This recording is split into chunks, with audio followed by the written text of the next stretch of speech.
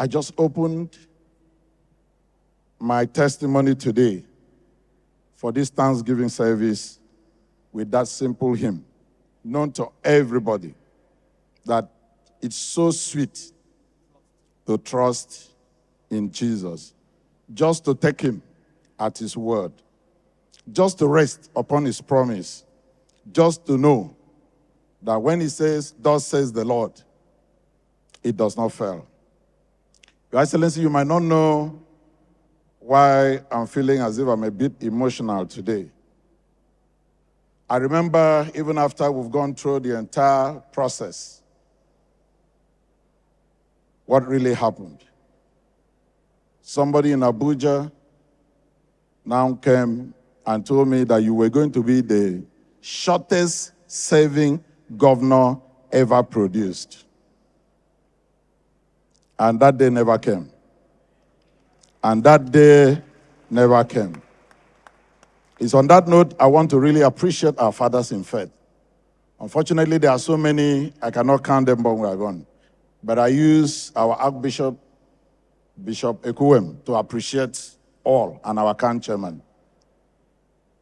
As the minister of today said, he said prayer was rest. You can imagine you are just out of elections. And as we went into the tribunal, the first thing, the message that they sent to us was that you were going to be the shortest time governor of Akwa Ibom. But that day never came. And today, I live to see you in office for 1 year. It's so sweet to trust in Jesus. I just want to also say here that God has been so faithful. All glory not to any man. All glory must go to God. I remember in 2015, after all the similar battle too, Chief Assam was to make a statement in the banquet hall. He stood up and said that there were 20-something prophecies, but only one prophecy came to pass. Similarly, out of so many prophecies, God honored your prophecy. And today we are coming back to say, God, we thank you.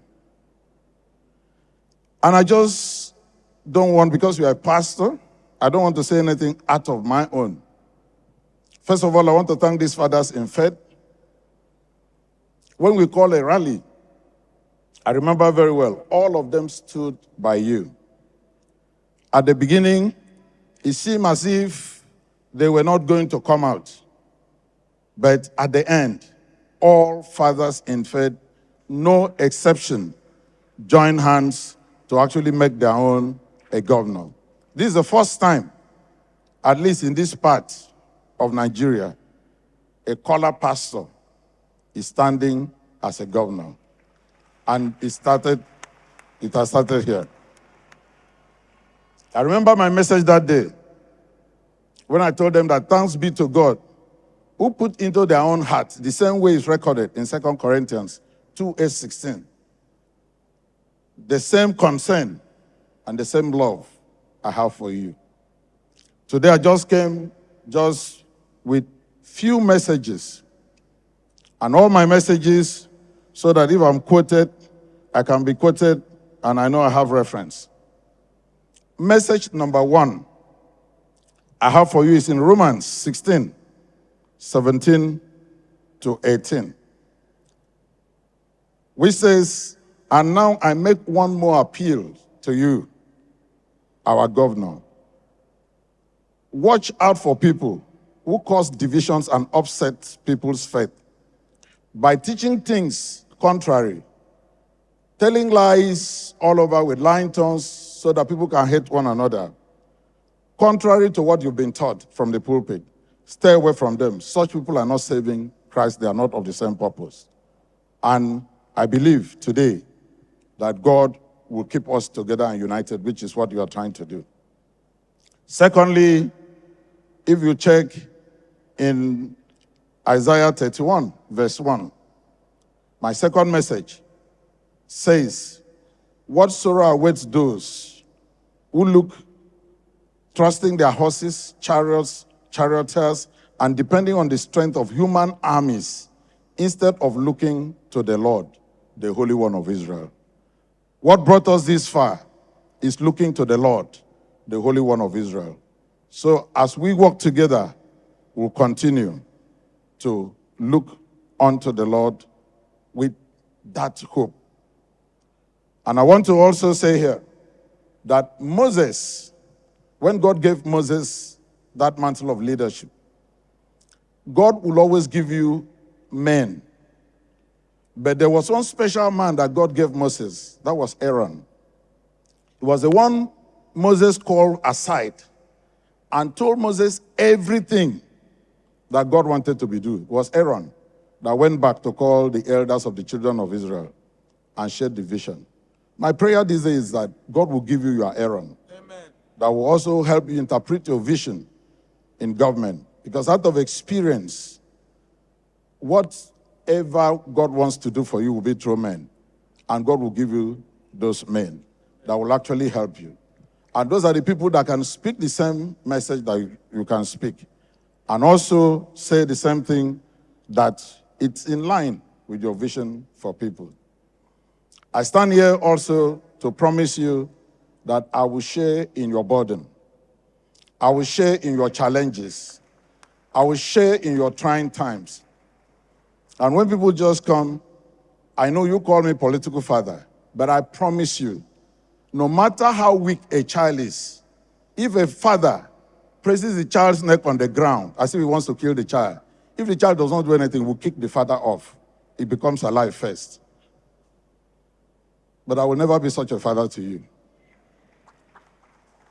And my final commitment to you this day before I drop the microphone is that we really, really thank God. You were strong. You were strong. In the face of that, you were strong.